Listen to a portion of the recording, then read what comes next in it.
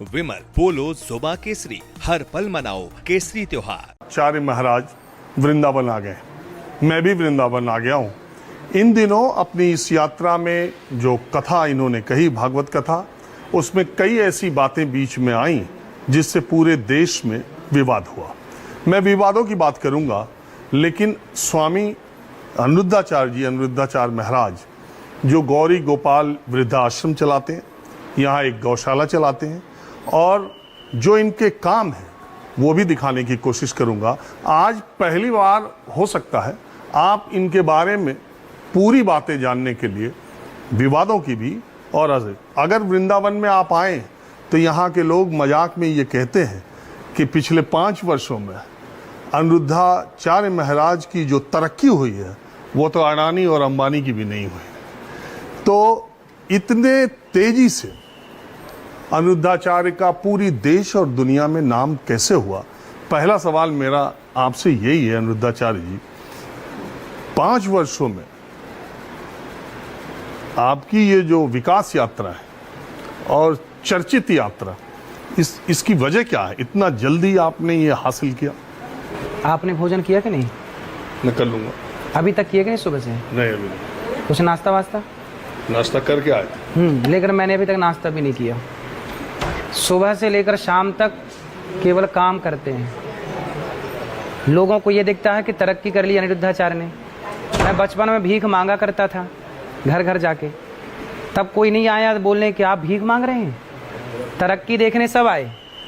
जब भीख का दौर था तब कोई नहीं आया। अरे मेहनत करेंगे आप तो आपकी भी तरक्की होगी।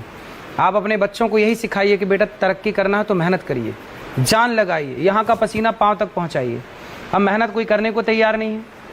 आप अपने लिए घर बनाते हैं, आप अपने लिए कमाते हैं, हम ये माताओं के लिए कमाते हैं। देखो माताओं के लिए घर बनाए, हर कमरे में एसी लगी चल रही है। अरे मैंने दिखाया, आपके आश्रम में मैं आया था, और एक बात मैं आपकी तारीफ करूंगा, जब आप नहीं थे और विवाद हुआ तो मैं आपके आश्रम आया, और इस बात की मैं खुलेआम मैंने तब भी कहा था और अब भी कहूँगा कि इनके आश्रम में आने पर मैंने कहा कि मैं आश्रम दिखाना चाहता हूँ, मैं यहाँ जाना चाहता हूँ, वहाँ जाना चाहता हूँ। मुझे किसी तरह का कोई रोका टोकी नहीं हुई। उन्होंने कहा आपको जो दिखाना हो ये तो, और मैंने दिखाया। मैंने ये भी दिखाया कि सारी एयर कंडीशन और सारी 5 स्टार व्यवस्था माताओं के लिए आपने की है, और आपने एक बहुत ही अच्छा वृद्धा आश्रम बनाया है जी। केवल ये कह देना, लेकिन मेरा सवाल ये है कि लोग ये कहते, मैं नहीं कह रहा, मैं दोनों पक्ष आपके देख रहा हूँ, मैं आपसे सिर्फ ये बात पूछ रहा हूँ, बहुत सारे भगवताचार्य हैं, बहुत सारे कथा कहने वाले लोग हैं, लेकिन जितनी तेजी से आप, इसका कारण आप क्या मानते हैं?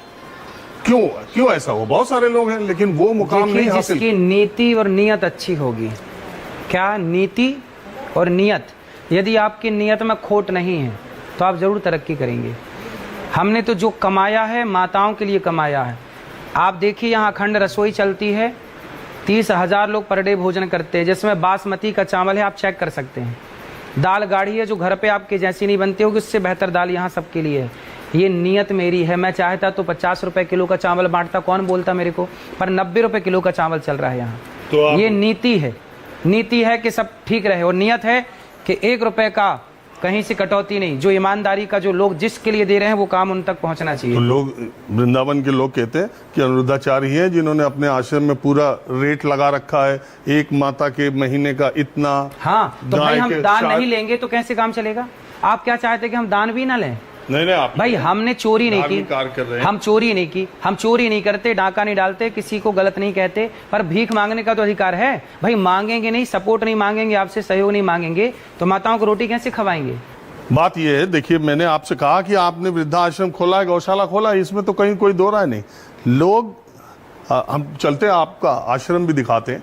इसी फरवरी में ये आश्रम खुला है, और वृद्धाश्रम आप देख लीजिए, इसमें कई माएँ ऐसी हैं, आप मेरे पिछले कार्यक्रम में आपने देखा होगा, जिनके 3-3 बेटे और बेटियां थीं, बावजूद उनको घर में रहने का आसरा नहीं मिला, और इस आश्रम में वो आकर के रहती हैं। इन माताओं में से कहानियां ऐसी मैं दिखाऊं तो कई ऐसी माताएं हैं, और वो यहाँ अनिरुद्धाचार्य के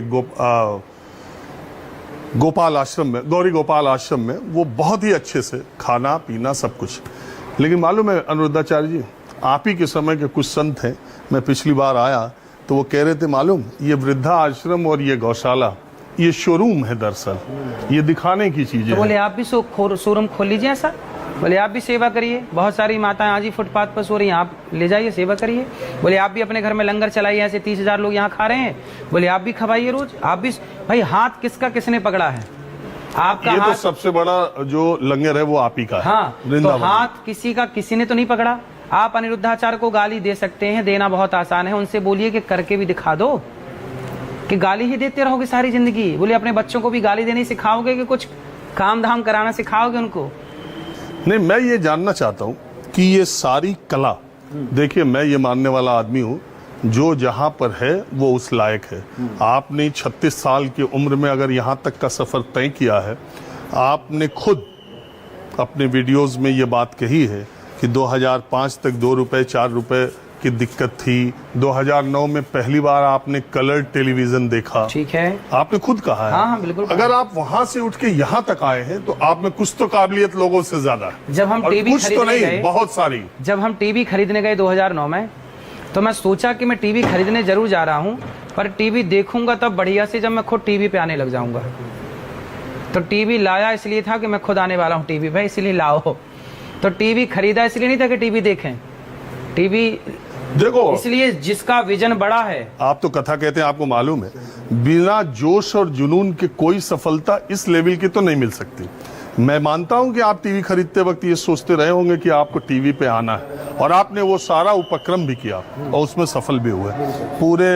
अभी आप सिडनी में गए, अभी आप अमेरिका लंदन जा रहे हैं और लोग आपको कथा के लिए बुला रहे हैं। एक बात आपके बारे में लोग ये कहते हैं कि कोविड के बाद देश और दुनिया में तमाम क्षेत्रों के लोग, सामाजिक क्षेत्रों के लोग, राजनीतिक क्षेत्रों के लोग, धार्मिक क्षेत्रों के लोग, हर क्षेत्र के, जिन लोगों ने समय से पहले सोशल मीडिया की ताकत पहचान ली, अनिरुद्धाचार्य महाराज जी भी उनमें से एक हैं। और सोशल मीडिया को कैसे भुनाना है या सोशल मीडिया पे आके कैसे चर्चित होना है, ये कला उनको बहुत पहले से आ गई। और कोविड के दौरान एक स्टैंड पर एक मोबाइल लगाकर प्रवचन करते करते आज वो सिडनी, ऑस्ट्रेलिया, अमेरिका जाने लगे। सोचिए, मेरी कला से यदि 30,000 लोगों को भरपेट निःशुल्क भोजन मिल रहा है, 300 वृद्ध माओं को सहारा मिल रहा है, 150 बच्चों को शिक्षा मिल रही है, और 7-8 हज़ार बच्चों को मैं कक्षा 1 से लेकर 12वीं तक पढ़ाने का एक विद्यालय बना रहा हूँ।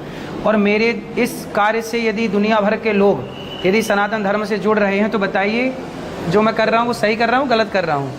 नहीं, देखिए मैं आप, चूंकि एक विवाद हुआ और मैं उसके लिए यहाँ आया, और मैं ईमानदारी से कह रहा हूँ आप जो काम कर रहे हैं वो मैं खुद बोल रहा हूँ और लोगों को दिखा भी रहा हूँ। और आपके चैनल ने ही सबसे पहले यहाँ की सेवाओं को दिखाया, इसके लिए मैं आपके चैनल को धन्यवाद देता हूँ कि आपके न्यूज़ 24 ने आपने बहुत अच्छी कवरेज की और आपने सत्य को दिखाया। नहीं, मैं दोनों पक्ष जो आप कर रहे हैं उसको मैं कतई नहीं कह सकता कि आपने माताओं को यहाँ पे रखा है और 30,000 लोगों को आप खाना खिला रहे हैं, ये कोई मामूली बात नहीं है। और वृंदावन में ऐसा करने वाले आप पहले आदमी हैं जो इतने बड़े लेवल पर, और हजारों लोग आपके आश्रम में सोते भी हैं, वो अपनी जगह है।